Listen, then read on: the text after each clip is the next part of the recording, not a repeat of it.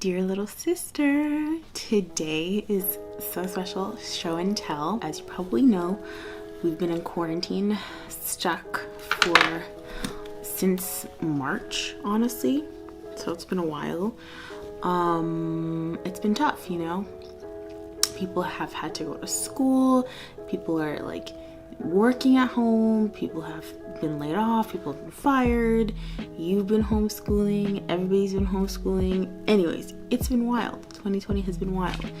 But that has given me an opportunity to focus on things I've always wanted to focus on and learn and explore more, which is art, because it's so refreshing. It makes me happy, and it's just really nice to sit down and paint and make something. So I just wanted to show and tell of just wanted to do a little show and tell and share with you all the little pieces that I've been working on and have made this past quarantine. So I think we're gonna start off with embroidery. So I'm gonna put my pieces in these hoops. These are called embroidery hoops, just so that you can see the piece in a nice topped way. So this first piece, I'm going to talk to you about it while I'm getting it ready. I was going to gift it to a friend for Eid, but I didn't think it was good enough. So I decided to make something else, and I kept this because I didn't like the fabric that I made this in. The fabric wasn't right, and it kind of clashed with the embroidery. So I'll show. So this is the Prophet sandal, and I wanted to do like a more earthy take with like little flowers here. I did some flowers up here and a bunch of flowers here. It's not the best, but I made my own pattern myself, cut it out, and I traced it. But the fabric is really stretchy, so it wasn't good. We have a lot of pieces to get through. So I'm gonna pop this out. I will show you something that I've been working on for you specifically. You'll see it when it's done, but this is the design that I'm working on. It's gonna be like it's not gonna be just this. It's gonna be something a little bit better or bigger than this. So this is for you. I've gotten a lot better with my hand lettering, so you can actually read what this says. This is called a chain stitch. There we go. This is called a chain stitch, so I'm really proud of that. I love this. This is a great fabric. I got it at Target. It's actually a napkin for dinner tables. It's a little sunflower. I love sunflowers. I'm really proud of this one. And I'm gonna show you the last piece that I'm really proud of. It's a little bouquet of flowers. I don't know what I'm gonna do with it, but I really enjoyed making this. It takes a lot of hard work, honestly. Okay, let's pop this in. I don't know if you can tell. This is the back, by the way. This is how backs look, and it's actually pretty neat. Ta-da! This is my raspberry jam bouquet. There's some roses here, peonies, little flower details. I love this so much. Very proud of my work. Very proud of it. Alhamdulillah, it came out really nice. And I'm glad I can actually have a skill set, you know. It's good once you practice something several times, you get used to it, you have a new skill under your belt, you can make gifts for people. That's what I have been using it for. I'll show you an example of a gift that I recently made for somebody who got married, so I'll show you that. Also, embroidery is not that hard. YouTube has amazing teachers for this, and there's this one lady that I really love, and so I follow her exactly to the T. You should find one teacher that you really like and stick with her or him or whatever on YouTube, and just like go through every single video and practice and just have beautiful, amazing pieces, and then you can, you know, do things on your own. The next pieces I'm gonna go through with you. I'm gonna start off with something that I did based off of Pinterest, because this is a cool style that I like. I kind of did it freehand. I didn't really follow any instructions for these, but these are called line drawings, where you take one the point of a pen, you put it to the paper and you just try to draw something, but without lifting the pen from the paper as much as you possibly can. So I did portraits of people. So let's get this in focus here. There we go. I did portraits of people. I tried to do that with one line. So that's what we have here. And then there's this portrait that I did. Let's see. It's of an African lady from a long time ago. I found on Pinterest. And this last one, I tried to watercolor paint it, but I didn't really like it as much with watercolor, so I just kind of stopped and left it there. But if you can see the little detailing, very fine point pen. I love that. Next up we have some watercolor. I love watercolor. So this is of my plant. His name is Mr. Spiky, and unfortunately he died earlier because I put him in a dark corner, which wasn't smart. But this is Mr. Spiky. Let's take a little closer look here. So it's Mr. Spiky. There we go. Next up we have abstract. This is abstract up close. This is of people, I guess, facing each other.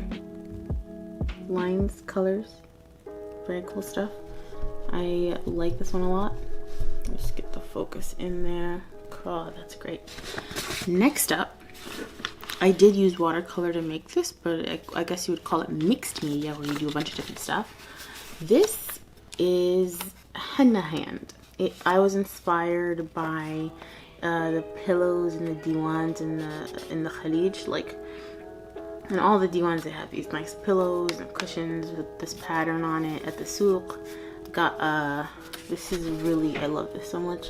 This little hand on beating a drum that I did here. She has the red henna over most of her hands and the rings, and then I traced my hand and then I painted henna on my, this is not actual henna, but I painted henna designs following my hand shape. So it's this hand. I even try to copy my ring here, but yeah, there's that.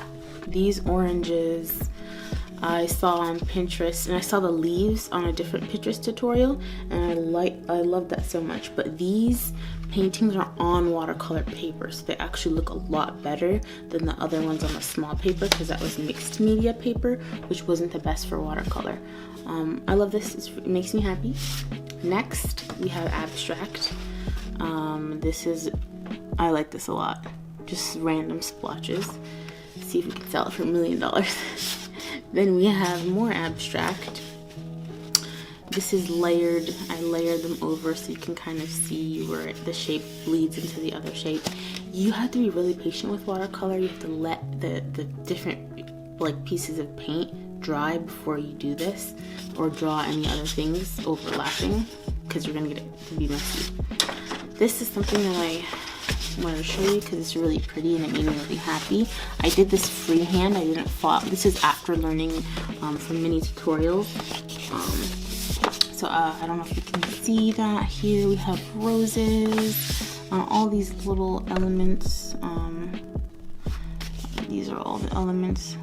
A lot of these elements I learned, and then the roses I kind of just did by hand and all the skills that I learned. But yeah, I love this.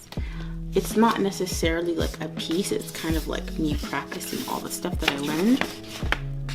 And we're back to oranges again. Next, let's move into acrylic painting. This painting. I did this earlier this year, I think in like February or March. This is acrylic on Pete's coffee and tea bag. I didn't have any paper, so I just did it on this and I cut it out. I love it. It's so random. You just get your paint, you sit down and you just paint whatever comes out of your hand. Just paint it. But yeah, I love this piece so much. Next are going to be my most recent pieces, okay? these are abstract, and I just sat there and I painted whatever just came out. But I knew that I wanted to be simple and minimal for my room. So these are big pieces because I did a redesign of my room and I made these paintings. So I'm just gonna get up and show you. Oh yes, don't mind me. I'm dressed like a Parisian artist, or I'm trying to be. So my little hat. So this first piece here is something. So the rules that I was trying to follow was to only have 3 colors per piece. So you can see I mixed all these colors by myself. So we have black. I didn't mix black, but this gray color, this gold color here. I used tape to get that crispy edge, and then everything else is freehand. So some random dots. Let me just stand here to show you how it looks. Next we have, so I only did 2 pieces, so these are big. And then next I have this piece. This piece, I love it a lot. There's a lot of detail going on. I also used tape to get the crispy edges as well. Let me stand back so you can see that. I'm gonna get closer so I can talk to you about each element. This is the element that I used. I put like a big piece of tape here. And I painted all of this by hand.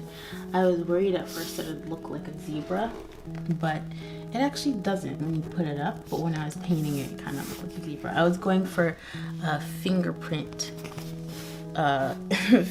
lines. So that was kind of my inspiration. But yeah. Thank you for coming to my show and tell. I hope you saw something and thought it was cool, and I hope you get inspired to do your own projects and learn your own art skill during quarantine. I'd love to see what you come up with, and I'm going to continue making more art. So I love you. Signing off as your older sister.